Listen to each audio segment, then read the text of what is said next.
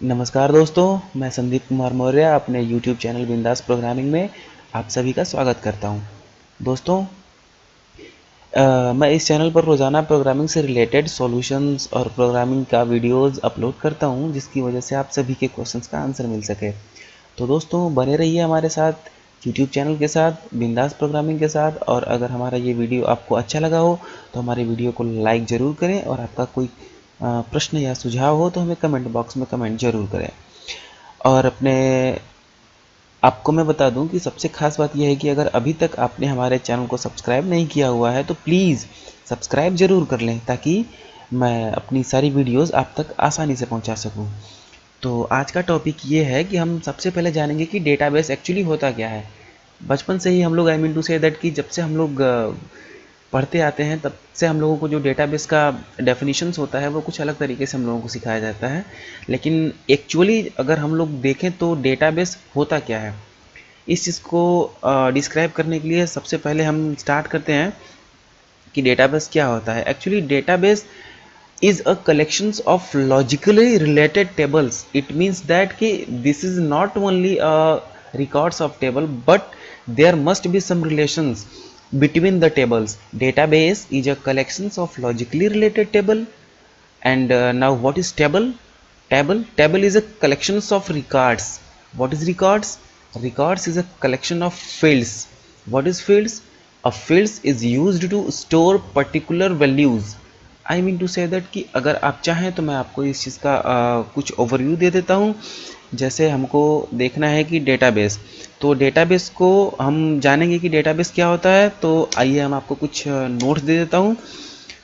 Database is a collection of logically related tables. अब tables क्या होता है, सबसे पहले हम जानेंगे टेबल्स के विषय में, क्योंकि सबसे पहले छोटी छोटी चीज़ों से मिलकर के बड़ी चीज़ें बनती हैं। तो database is a broad things, but table is a part wise, and there must be some relations between all the tables in database. तो टेबल क्या होता है, आइए हम आपको बताते हैं कि टेबल क्या होता है। Table collections of records. Table is a collections of records. Now what is records? भाई, this is a genuine question कि व्हाट इज रिकॉर्ड्स। तो आइए देखते हैं कि रिकॉर्ड क्या होता है। Record collections of fields.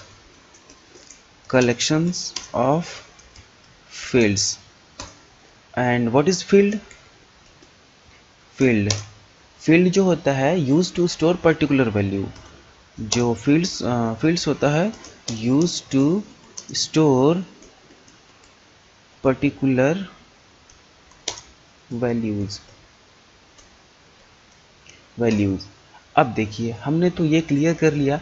सबसे पहले database is a collection of logically related table. Now what is table is a collection of records.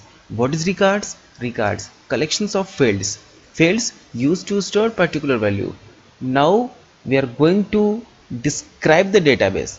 देखिए, अब हम जानेंगे कि एक्चुअली अगर ये टेबल्स हैं हमारे पास, रिकॉर्ड्स हैं, फील्ड्स हैं, तो क्या सभी डेटाबेस हैं? नहीं दोस्तों, डेटाबेस वही होता है जिनके रिकॉर्ड्स के बीच कुछ न कुछ रिलेशंस होता है, वही एक्चुअली डेटाबेस होता है। जैसे मान लीजिए हमारे पास आप लोग यूज़ करते होंगे, जैसे माइक्रोसॉफ्ट का बहुत सारे प्रोडक्ट हैं। इसमें हमने मान लिया कि हम लोग ऑफिस का एक्सेल यूज़ करते हैं, तो वहाँ पे भी रिकॉर्ड्स होते हैं, वहाँ पे भी फील्ड्स होते हैं, और मतलब टेबल्स होते हैं। तो क्या वो डेटाबेस है? नहीं, वो डेटाबेस नहीं है। That is particularly a table और रिकॉर्ड्स और फील्ड्स। तो डेटाबेस डेटाबेस आप इसको इस तरह से कह सकते हैं कि data must be in tabular format. Data must be in tabular format. ये हो गया फर्स्ट। और सेकेंड क्या हो गया? There must be some relations. There must be some relations, उनके बीच कुछ न कुछ रिलेशंस होने चाहिए। अब आइए हम कुछ डिस्कशन करते हैं सॉफ्टवेयर से रिलेटेड। जैसे आप जानते हैं कि there are many types of software, और उन सॉफ्टवेयर को बनाने के लिए कोई ना कोई एक पर्टिकुलर कंपनी होती है। तो हम यहाँ पे डालते हैं कंपनी का नाम और यहाँ पे डालते हैं उनका प्रोडक्ट। छोटा मोटा ओवरव्यू है, आप इस चीज़ को जानते रहेंगे तो आने वाले समय में आपको बहुत काम देगा। जैसे बहुत लोगों को ये क्लियर नहीं होता है कि जो ये ओरेकल होता है वो किस कंपनी का प्रोडक्ट होता है। सॉरी, जो ये ओरेकल कॉरपोरेशन जो है वो किस प्रोडक्ट को लॉन्च करती है। तो जो ओरेकल कॉरपोरेशन है वो हमारे ओरेकल जो हम लोगों का सॉफ्टवेयर होता है उसको लॉन्च करती है। अब देखिए यहाँ पे माइक्रोसॉफ्ट का जो प्रोडक्ट होता है, जो माइक्रोसॉफ्ट का प्रोडक्ट है वो SQL सर्वर होता है। माइक्रोसॉफ्ट का जो प्रोडक्ट होता है वो SQL सर्वर होता है, SQL सर्वर होता है। अब देखिए वहाँ IBM जो होता है, जो IBM है, इनका जो प्रोडक्ट है उसका नाम है DB2। और देखिए दोस्तों, कुछ ओपन सोर्स होते हैं जो कि बस यूज़ होते हैं, उनका कोई कंपनीज नेम नहीं होता है। जो ओपन सोर्स होता है उसको हम MySQL कहते हैं। तो ये हमारे कुछ कंपनीज हैं और ये उनके कुछ प्रोडक्ट्स हैं। अब आइए ओरेकल के विषय में कुछ जानते हैं। ये ओरेकल क्या है दोस्तों? ओरेकल किसके द्वारा बनाया गया है ये आप सभी जानते हैं कि ये ओरेकल कॉरपोरेशन के द्वारा बनाया गया है, बाय ओरेकल कॉरपोरेशन। और जो इसके इन्वेंटर हैं उनका नाम है लॉरेंस एलिसन। ये इन्वेंट किया गया है लॉरेंस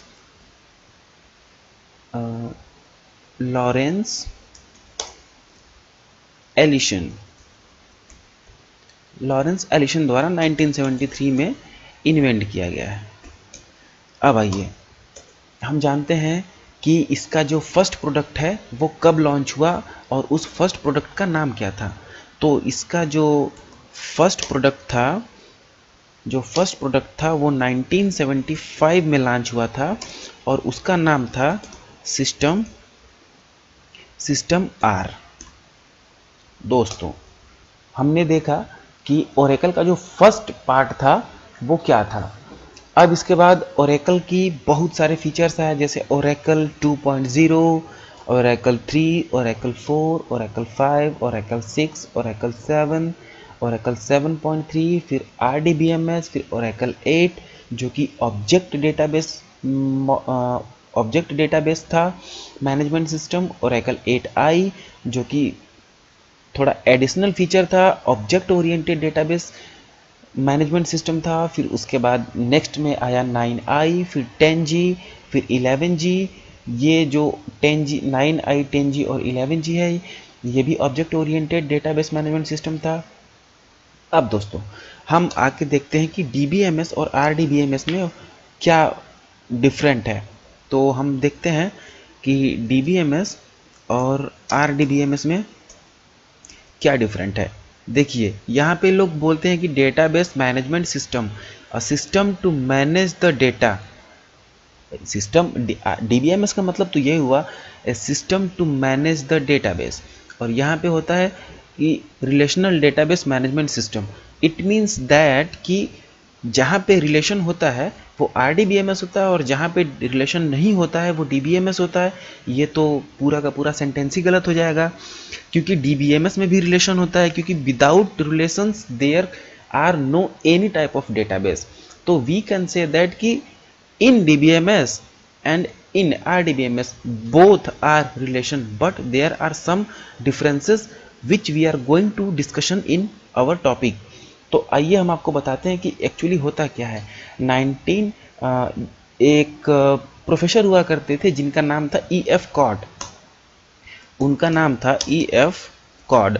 इन्होंने बहुत समय पहले अप्रॉक्स 1970 में इन्होंने एक फार्मूला दिया था RDBMS रूल्स, जो 13 फार्मूला था 0 to 12। तो जो भी फार्मूला लेस देन 6 वर्क करता है, जैसे कि उनके फार्मूला को अगर 0 से लेकर के 5 तक फॉलो करता है वो DBMS होता है, और जैसे ही वो ग्रेटर देन 5 को फॉलो करता है वो RDBMS हो जाता है। तो आइए हम लोग कुछ उनके फार्मूला को डिस्क्राइब करते हैं।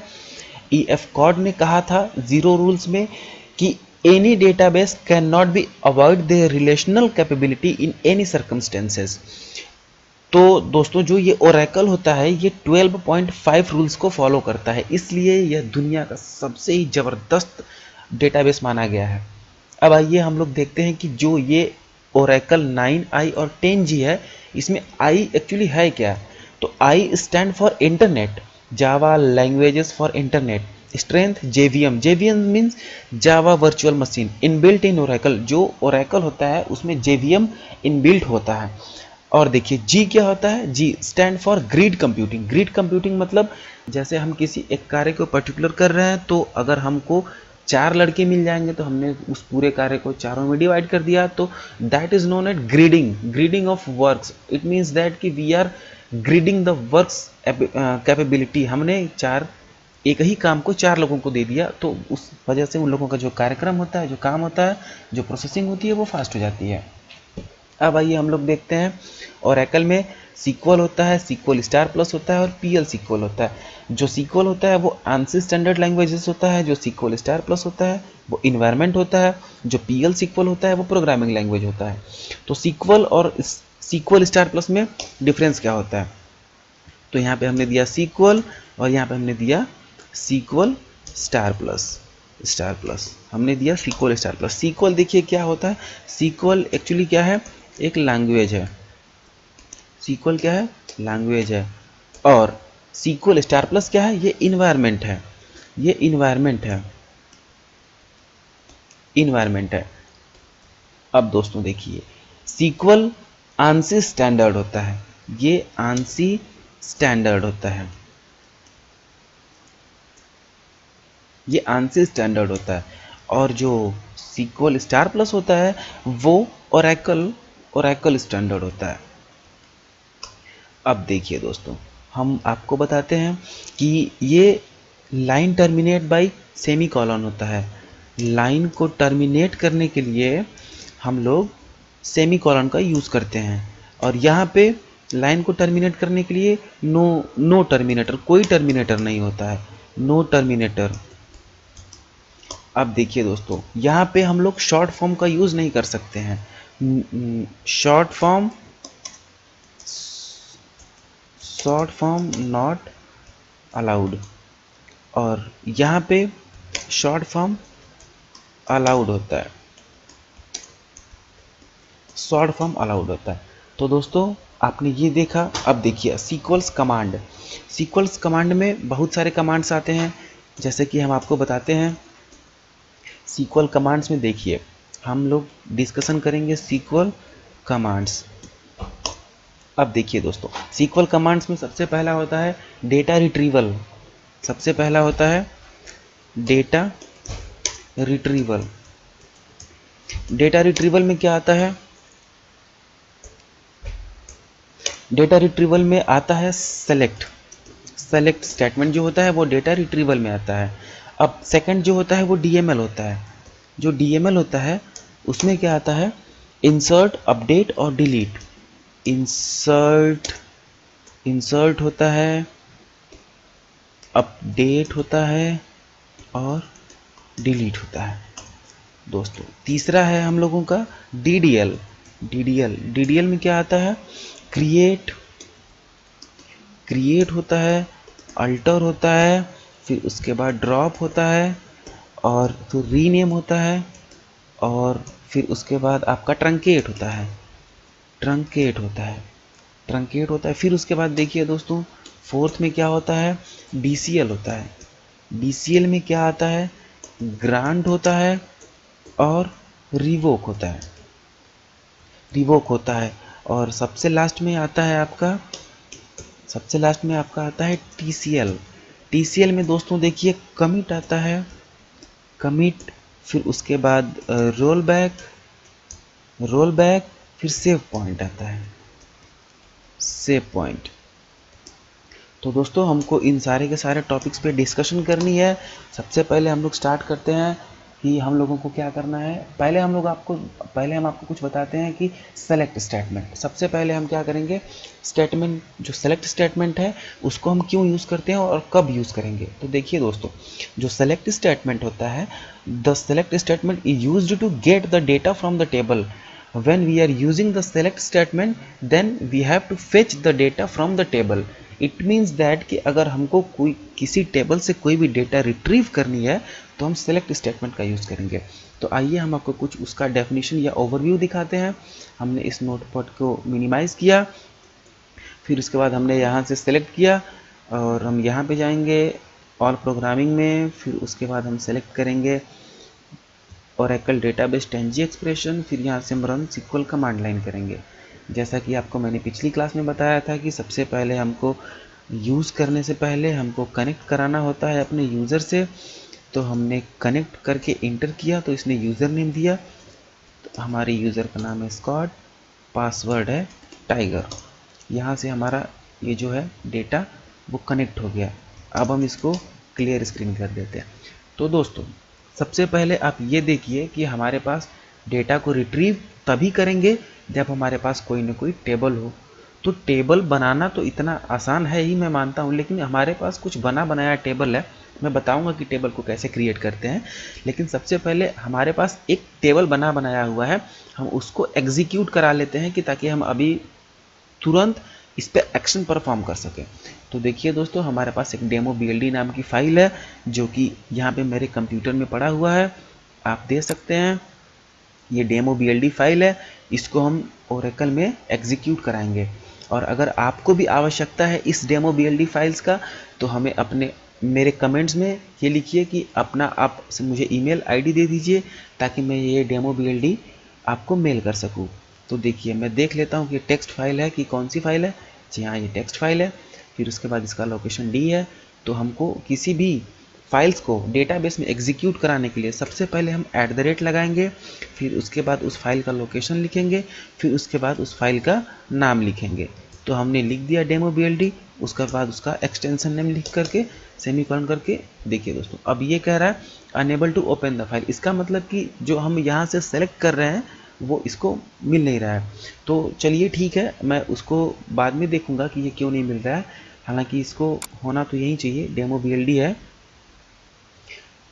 डेमो BLD ये खुल भी रहा है यहाँ से, और इसका जो एक्सटेंशन नेम है मैं इसको देख लेता हूँ। ये नोटपैड में .txt है। ठीक है दोस्तों, हालांकि मैंने इसको एग्जीक्यूट पहले से ही करा के रखा हुआ है। अगर आप चाहें तो इसको फिर से एग्जीक्यूट करा सकते हैं। सॉरी, यहाँ पे मेरा कॉलन छूट गया था। अब देखिए, ये building demonstration table please wait. अब देखिए, ये जो वहाँ की फाइल है उसको रीड कर रहा है, डेमोन्स्ट्रेट कर रहा है। डेमोन्स्ट्रेट करने के बाद ये हम लोगों को रिजल्ट देगा। वेट कर रहे हैं। Demonstrating table built is completed. अब देखिए दोस्तों, यहाँ पे हम CLSTR करके स्क्रीन को क्लियर कर देते हैं।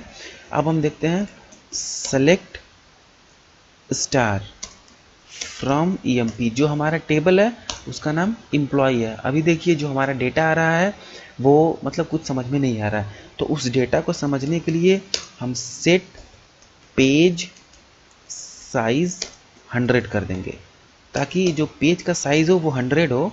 और उसके बाद सेट पेज साइज हमने कर दिया। सेट पेज साइज को सेट करने के बाद हम वहाँ पे इसके पेज को सेट कर दिया। अब हम लाइन को सेट करेंगे। तो सेट पेज साइज और सेट लाइन साइज। तो अगर आप चाहें कि हमको कोई भी डेटा एक अच्छे से फॉर्म में दिखे तो उस फॉर्म को सही से दिखने के लिए set line size equal to 100 और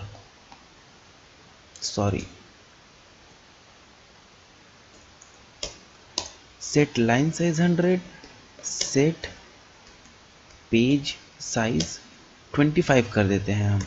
तो यहाँ पे देखते हैं हमने लाइन साइज को सेट कर दिया और हमने पेज साइज को सेट कर दिया। अब हम देखते हैं कि जो हमारा सेलेक्ट एम्प्लॉय, देखिए अब हमारे सामने एक अच्छा सा टेबुलर फॉर्मेट में एक डेटा आ गया। तो दोस्तों आपने देखा कि हम अपने किसी भी टेबल से, किसी भी एम्प्लॉय टेबल से, अभी देखिए मेरे पास एक और टेबल नेम है जिसको हम डिपार्टमेंट के नाम से जानते हैं, DEPT। अब यहाँ से देखिए यहाँ पे हमको डिपार्टमेंट टेबल का डेटा आ गया। तो अब हमको इन दोनों टेबल से डेटा कैसे रिट्रीव करेंगे, इन दोनों में कैसे रिलेशन इस्टेब्लिश करेंगे, इन दोनों से कैसे हम पर्टिकुलर डेटा को उठाएंगे, कैसे पर्टिकुलर वैल्यू को उठाएंगे, हम इस पर अभी डिस्कस करेंगे। तो दोस्तों आइए हम लोग कुछ कमांड्स को यूज़ करते हैं। सेलेक्ट स्टार फ्रॉम EMP ये सारे के सारे डेटा को यूज़ करेगा।